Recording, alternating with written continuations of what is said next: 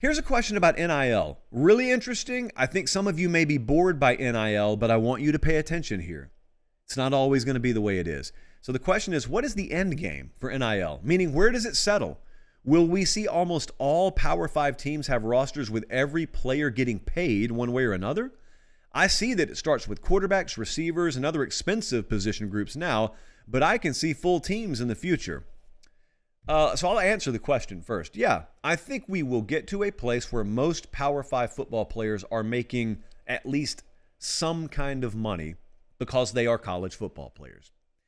Now, that's out of the way, and as we are still basking in the unfortunate aftermath of the Jaden Rashada Florida fiasco, and I encourage you to go read Andy Staples' work from SI as they really dove into and got records of what Jaden Rashada was offered and who was on the hook for what and how the Florida-Miami webs intertwined. It was really fascinating. It is a firsthand account of why I stopped short of outright criticizing one party. Now that the reporting has become a little clearer on it and the facts are out there, and that's actual journalism being done, by the way, hat tip Andy Staples. Now that all that's out there, you're hearing someone go on the record with some of the things that some of us were being told behind the scenes. And the thing about it is, I know some of that was on message boards.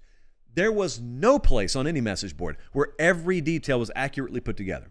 And so I wasn't going to be the source because I wasn't confident I had all the details because I didn't have all the details.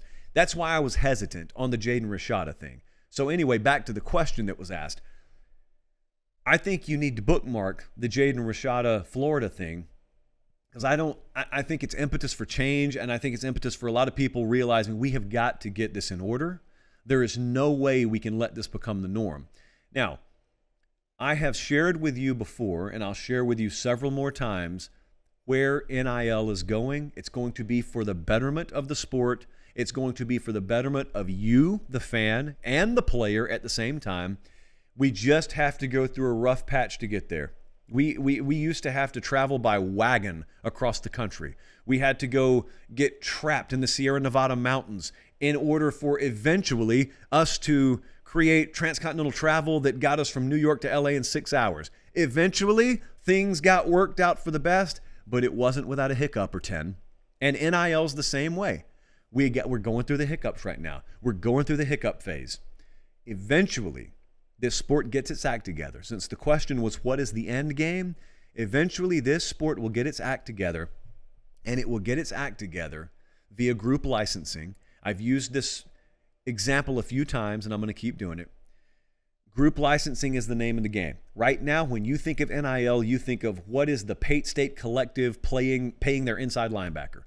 And collectives will have a role, I think, in the foreseeable future, but it's going to be dwarfed and almost pushed into the corner by the more balanced and tiered, scaled landscape of group licensing through brand value.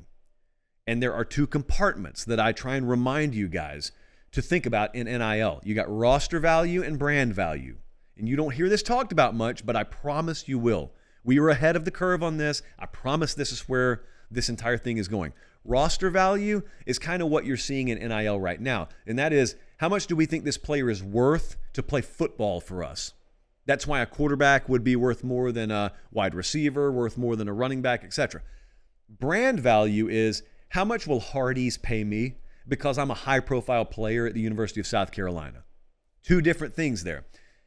Brand value is where it's at long-term, not roster value. Brand value, because very, very few players are worth life-changing money in terms of roster value in college football. Very few of them. Brand value is different, though. What it takes is an understanding that what actually gives you value if you are Jackson Smith and Jigba at Ohio State is the fact that you're at Ohio State. You have value as a player. That's your roster value.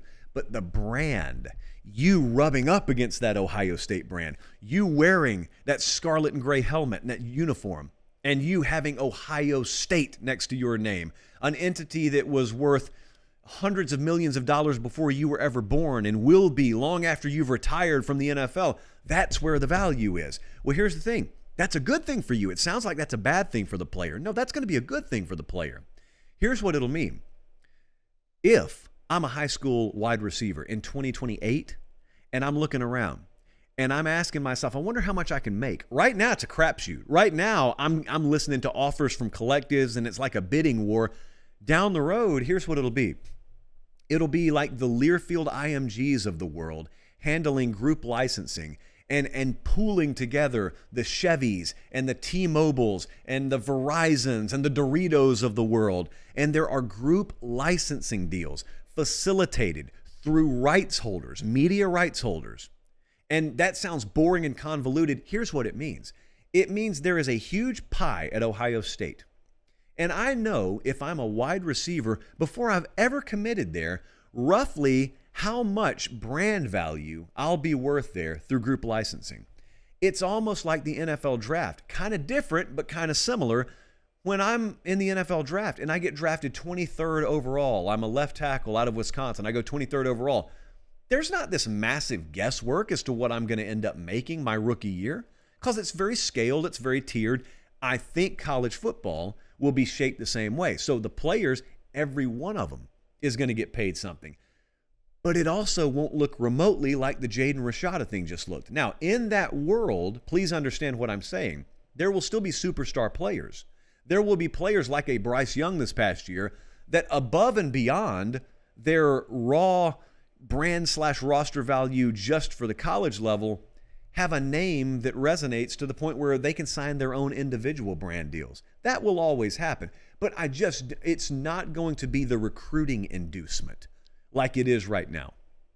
And so you may have listened to that and understood what I'm saying, and you may get what I just said, because what I just said is when this thing eventually settles down, yeah, the big boys will have an advantage over the sort of big boys in recruiting, and the sort of big boys will have an advantage over the mid-tier and the smaller guy in recruiting.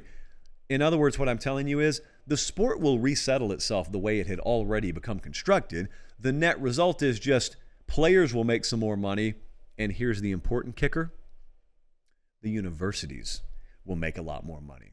That's the reason I'm so confident in telling you that's the direction this is going, because it going that direction is the way that we ensure the university ends up cashing NIL checks through that group licensing approach. That, friends, is why I know we're headed that way, because there are about 120 or 130 captains of the respective ships out there who all want to steer into that same harbor. When you got that kind of guided focus on a task, guess what's going to happen? We're going to end up in that harbor. Guys, thanks for watching Late Kick. Make sure and leave a comment. I love interacting with you. But most of all, please like the video and subscribe to the channel. That's how we keep all of this free.